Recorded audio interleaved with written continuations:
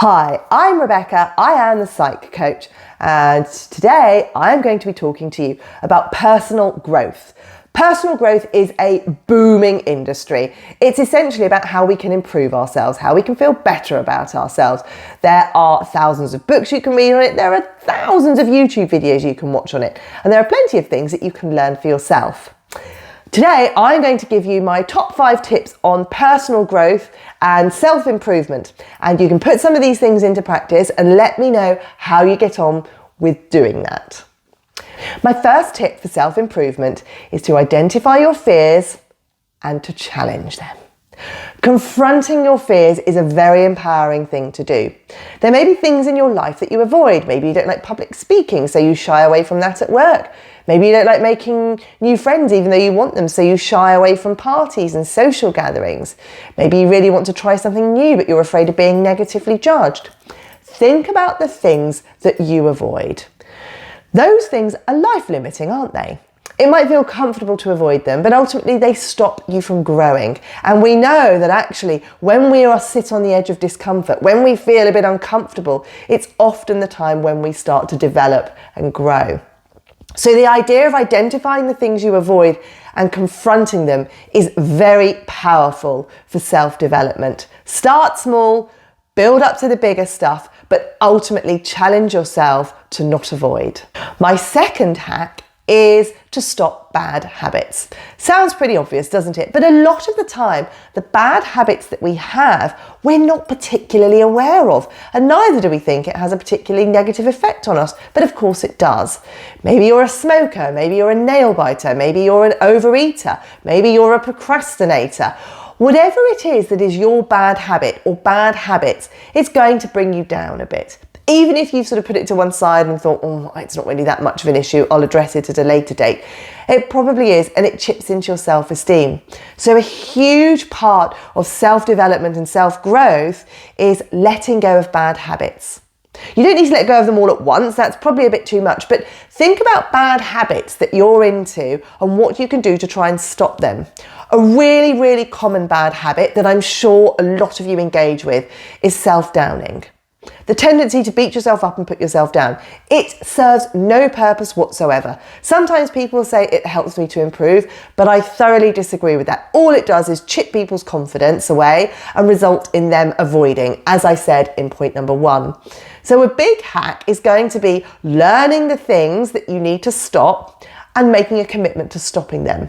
And I would encourage you to think about the self-downing alongside some of the other behavioural ones like overeating or overdrinking or nail biting or avoidance. Stop the bad habits and make a commitment to stop them. My third hack for self-development is to keep a gratitude journal.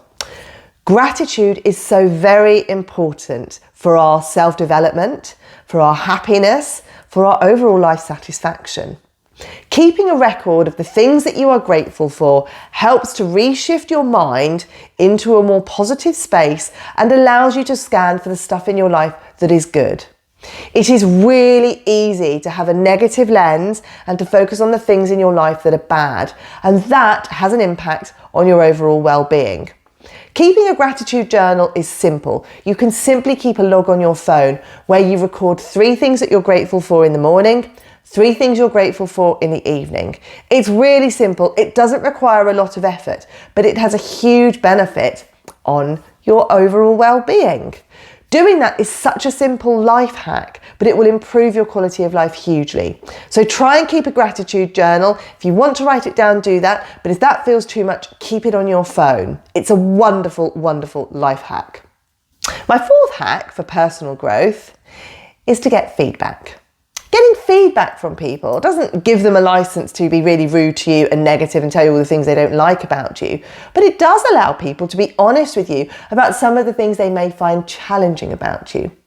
Maybe you've got quite a difficult argumenting style, which means that you don't listen to the other person's point of view at all. Maybe you have a tendency to sulk if you haven't got your own way or you're feeling quite hurt. Or maybe you have a tendency to punish people by being passive aggressive sometimes. It can be incredibly useful to get feedback. And a lot of the time, our loved ones don't want to give it to us because it might sting a little bit. Be selective about who you ask for feedback from. What you don't want is a tirade of negativity, but you need to caveat this with, I'm developing myself, I'm on a quest for self-improvement, and I'd love to hear some feedback about me. The good stuff and the not so good stuff. And that allows someone to give you honest feedback. And what's interesting about getting feedback is you'll probably notice themes in what people are saying. Maybe people are saying, actually, you don't assert yourself enough, and that's pretty disappointing because people want to hear your opinions more. Maybe people say, actually, you've got a bit of ferocious temper, and that's not particularly pleasant to be around. Whatever it is, try and notice the themes and be selective about who you're asking for feedback from. But do give people a license to be honest, to give you feedback, both positive and the not so positive, because those gems are what you can use to improve yourself even more. And my fifth and final self-development hack is to have intentions. If you have an intention, it means you're going into a situation with the intention of doing it well, focusing on a particular part of your body if you're doing a workout, with the focus of speaking up more because you're challenging yourself with assertion. Having an intention keeps your focus at the forefront of your mind on what you are trying to get from the activity you are engaging with. Intentions keep us focused, and typically after we've done the activity where we've had the intention, we will feel more boosted because we've acted consistently with our goal, i.e. our intention. So when you go into situations, whether it's at work or whether it's social, have an intention. I want to have as much fun as possible this evening. I want to speak up in a meeting. I want to express my disappointment at a family member for how they treated me.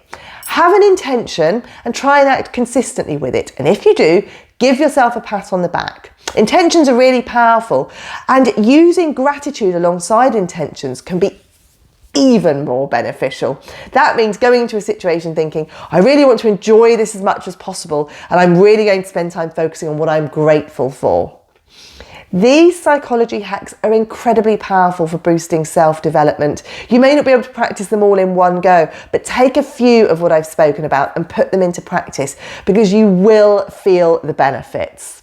Psychology hacks are there to be used, they're there to be implemented. Check in with yourself regularly to make sure you're sticking to them. If you've enjoyed today's tips, please do hit the like button, subscribe to my channel, and I will give you plenty more tips on how you can use psychology on a day-to-day basis.